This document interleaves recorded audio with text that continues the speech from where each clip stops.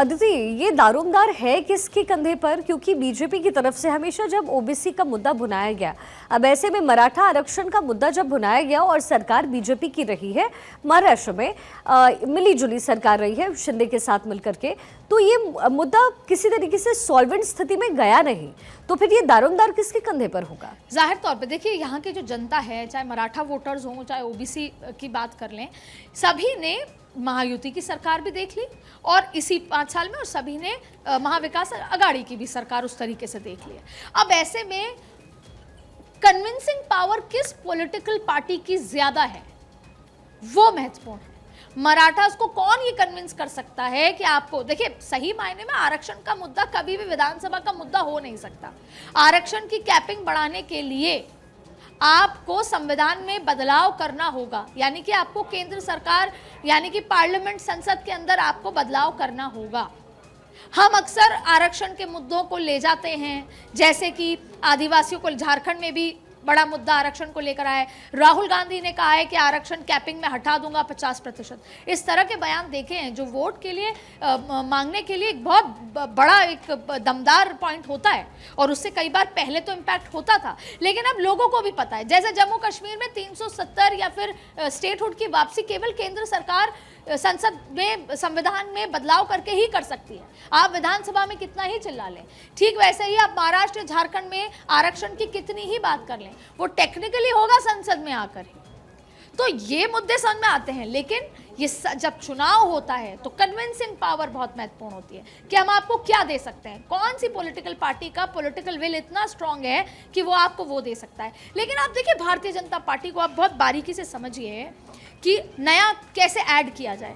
लाभार्थी के रूप में आपने हर जाति के, या कहे हर धर्म के, क्योंकि लाभार्थी के रूप में आपने मुस्लिम महिलाओं को जोड़ा है 3 तलाक के नाम पर और वोट लिया है उसका। तो भारतीय जनता पार्टी जब ओबीसी को शुरुआत से, मैंने 1990 का आपको जिक्र किया था, उससे पहले ओबीसी वोट बैंक, और खास तौर पे जब ये माधव क्रिएट किया गया वोट बैंक, तो ये भारतीय जनता पार्टी का था। लेकिन भारतीय जनता पार्टी को लगा कि माधव 3 जातियों से नहीं होगा, भले ही साइजेबल अमाउंट ऑफ वोट है, लेकिन हमें छोटी सब जातियां जो है, सब कास्ट है, उनको टारगेट करना होगा, और उसमें भी कौन से और साइजेबल है जो आपको हमको वोट देंगे। और आपको पता है 7 ऐसी जातियां हैं ओबीसी की जो अभी महायुति ने उसको सेंट्रल ओबीसी लिस्ट में शामिल किया है अभी।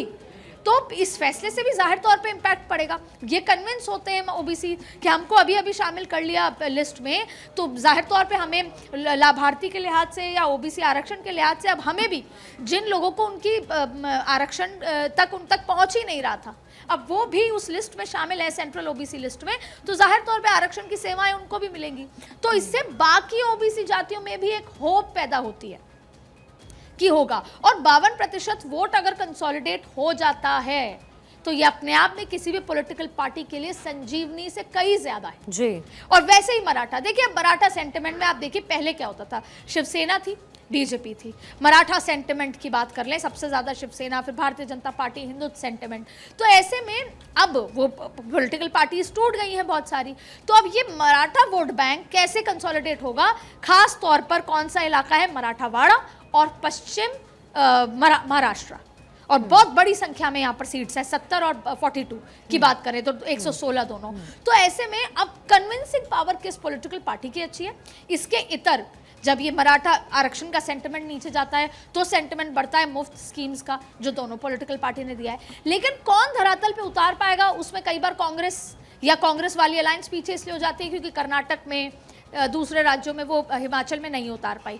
लेकिन इसके इतर कहीं ना कहीं जब मोदी की आता है चेहरा, तो ये मान लिया जाता है कि मोदी कह रहे हैं तो संभव हो सकता है। अब इसके इतर एक और बात है, मराठा आरक्षण की बात हम कर रहे हैं, ओबीसी कर रहे हैं, मुफ्त की बात कर रहे हैं, फ्रीबीज की बात कर रहे हैं, महिला, इसके बाद आता है योगी आदित्यनाथ, या फिर आपने देखा, एक बहुत रोचक बात आपको बताई, तो हम योगी आदित्यनाथ की बात कर रहे हैं कि बटेंगे तो कटेंगे, और ये बयान बहुत ज्यादा, भले ही अजीत पवार ने, खुद ही के अलायंस पार्टनर ने कहा कि ये यूपी में चलता है, ऐसा भाषण यहाँ नहीं चलता है, लेकिन बार बार बटेंगे तो कटेंगे। और फिर हाल ही में अभी सभी बड़े अखबारों में एक फ्रंट पेज पर, भगवा कलर के जो पहला फ्रंट पेज पर, सभी पगड़ियां, जितनी भी जातियां या समुदाय या धर्म है, उनकी पगड़ियों को बनाया जाता है और कहा जाता है एक हैं तो सेफ हैं।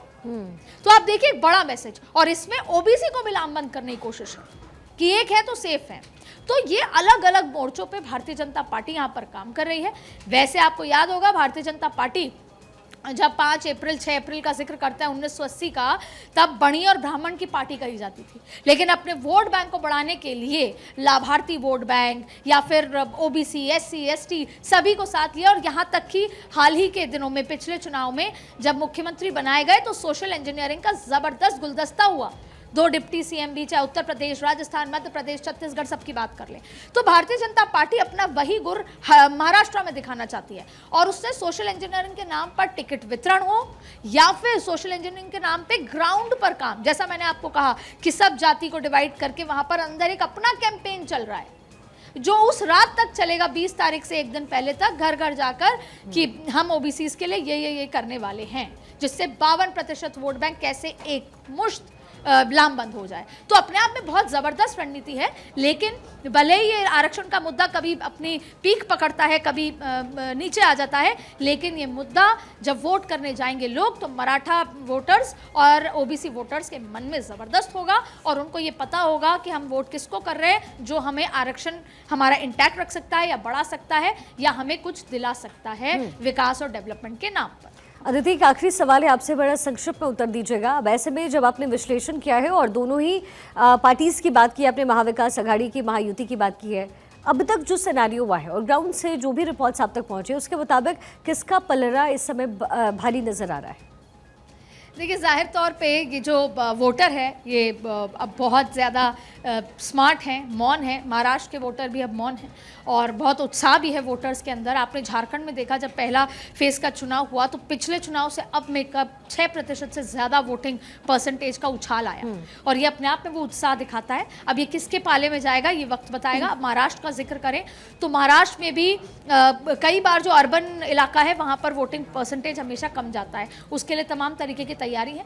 लेकिन अब ये देखना होगा कि क्या उद्धव ठाकरे के पास सेंटिमेंट आता है क्या, जो उन्होंने बनाने की कोशिश की है कि मैं बेचारा हूं, मुझे छोड़ दिया गया।